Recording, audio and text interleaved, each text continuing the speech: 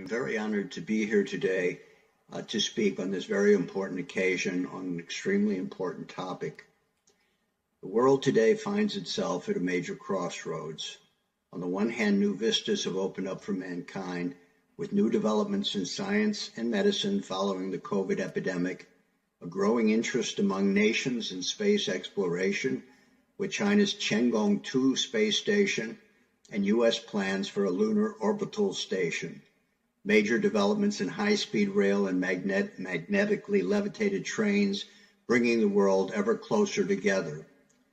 The introduction of China's Belt and Road Initiative in 2013 revived the hopes of rapid economic development among the poorest nations of the world. China's success in bringing over 800 million people out of poverty through a concerted effort of the government and the people has accomplished a wonder never before seen in history. Yet at the same time, growing tensions between major nuclear powers in a resurgence of dangerous geopolitical jockeying similar to the Cold War era has set the world on the path to a possible major military conflict with implications for all of humanity if it is not soon reversed. Ironically, the underlying geopolitical conflict has been triggered by many of those same remarkable breakthroughs which have created a new sense of optimism in the world, simply because they were the result of policy decisions by China's ruling Communist Party, the nature of which most people in the West don't fully understand.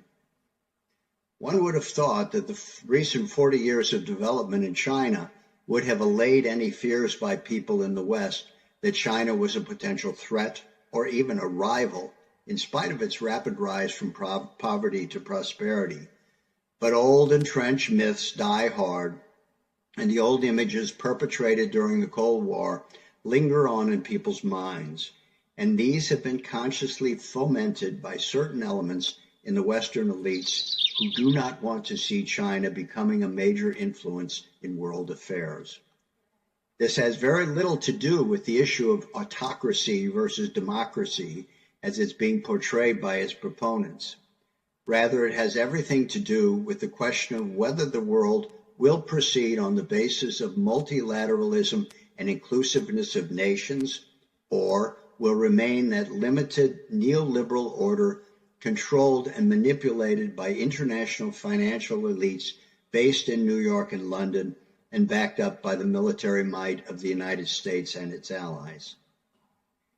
At the point at which the People's Republic of China became the most important manufacturing center of the world, it was clear that the Western elites meeting in their various groupings like the G7 would no longer have the deciding vote in determining the fate of the world, and that institutions in which China and Russia were involved, such as the G20, would begin to carry more weight in influencing decision-making. The new reality, however, didn't become entirely clear until President Xi Jinping announced the Belt and Road Initiative. Up until that point, China had largely concentrated on its own internal development. But when it had begun to develop into a relatively prosperous country, it began to express a desire to share that prosperity with others, especially with the developing countries with which it had been associated since the founding of the PRC. Under the neoliberal model, as this developed after the sudden demise of the Bretton Woods system in 1971, when Nixon took the dollar off the gold standard, developing countries began a steady downward shift from the propitious signs of development during the initial post-colonial era immediately following World War II to conditions of poverty greater than anything that they had experienced earlier. The Belt and Road Initiative for them was a lifeline. Creating a rapid transportation grid would facilitate an increase in trade and commerce, which would provide them with the means for developing their own economies. New institutions like the AIIB and BRICS New Development Bank were established to provide credits for infrastructural development at reasonable rates of interest. By the time of their formation, such infrastructure credits had been largely abandoned by the World Bank and other Western financial institutions. The reaction of the Western nations was at first one of surprise at this sudden turn of events, namely the People's Republic of China taking the lead in a major development initiative. With time, this changed to hostility and has led to a conscious policy by the Biden administration to prevent China and other so-called authoritarian nations from setting the rules for global development. But this dichotomy between democratic nations and authoritarian nations is a total hoax. Both China and Russia are democracies, not of a typical Western parliamentarian type, perhaps, but one which does represent the choice of the people. China has a quite vibrant and voluble inter-party and intra-party democracy, where individuals have the ability to make their concerns known locally, and if these are deemed important, they may even travel the route to decision-making at the level of the National People's Congress. On the other hand, the notion of democracy in the West has atrophied terribly, and we have seen this in the growing disenchantment with the traditional political elites in most of the Western countries, including here in the United States. Candidates are groomed and financed by the major corporations or by special interest groups, and if an occasional independent will slip by and try to represent the interests of his constituents, he quickly learns from the party leadership that he will get nowhere unless he goes along with what the leadership has determined.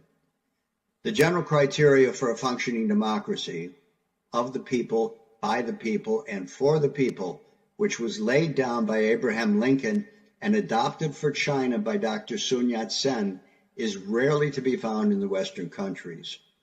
The growing gap between rich and poor, the acceptance of below poverty level slums in the major cities of the United States, and even more so in the rural districts, continued racial discrimination, has exposed the total absence of any genuine concern for the general welfare, which was mandated in the preamble of the U.S. Constitution. Many people have become so demoralized that they no longer go out to vote every 4 years because they realize this will have little effect on their lives and well-being, since the system is not geared to serve them. What a contrast to China, where over 800 billion people have been lifted out of poverty by the concerted efforts of the Chinese government and the Chinese Communist Party. China's Communist Party also has its own general welfare clause, and they live up to it. The CPC has won its spurs during the Second World War, where they proved to be the only party that was totally devoted to the people's welfare.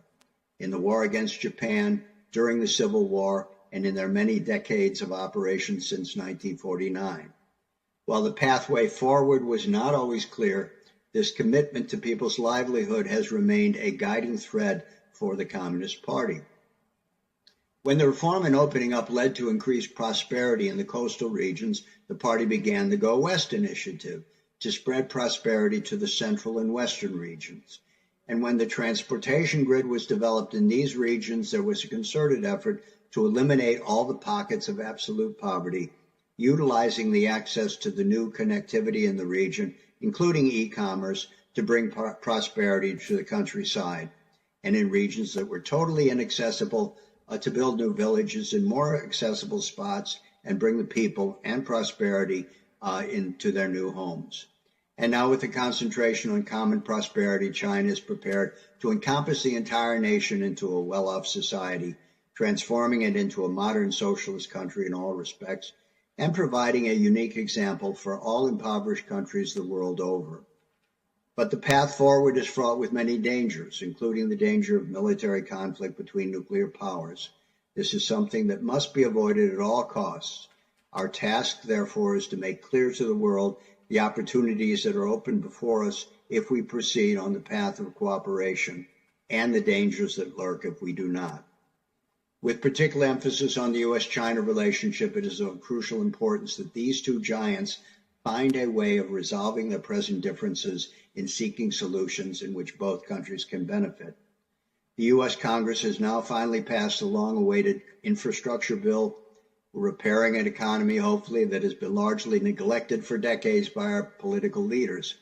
President Biden has also promised to get involved in the much-needed infrastructure development internationally with his big Build Back Better world idea. Perhaps here we can transform a project that has been designed to compete with China in the BRI into something in which the two countries can collaborate.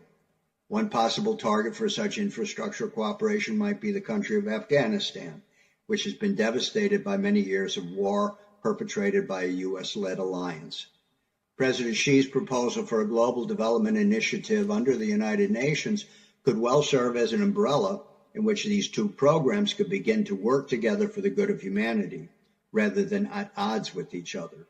To do this, however, U.S. leaders must clearly realize the world can no longer be ruled by a single power, indeed not even by a small circle of nations united by a particular ideology, but must encompass, as a minimum, agreement between the major powers, including China and Russia. Many have rightly said that the U.S. and China must find specific areas in which they can cooperate. This is certainly correct. More importantly, they must find a unifying principle around which they can cooperate. And I believe that such a principle would lie in a general agreement that nations must be committed to improving their people's livelihood. This is the basic principle at the heart of the Communist Party of China, and in the concept of the general welfare, the clause in the Constitution of the United States, which is fundamental law, would also serve that same purpose. If the two countries with their different systems and different traditions could focus on the common commitment, that is, promoting people's livelihood, and begin to expand this principle to all of mankind, we might find the basis for unity of principle, which could then serve as a guide to cooperation in many other areas. If that commitment to the people's welfare were to serve as the basis of cooperation, one would soon find that cooperation rather than competition provides a greater chance of success in bringing benefit to all our peoples and would help overcome the ideological divide that seems to keep us apart today. Thank you for having me here.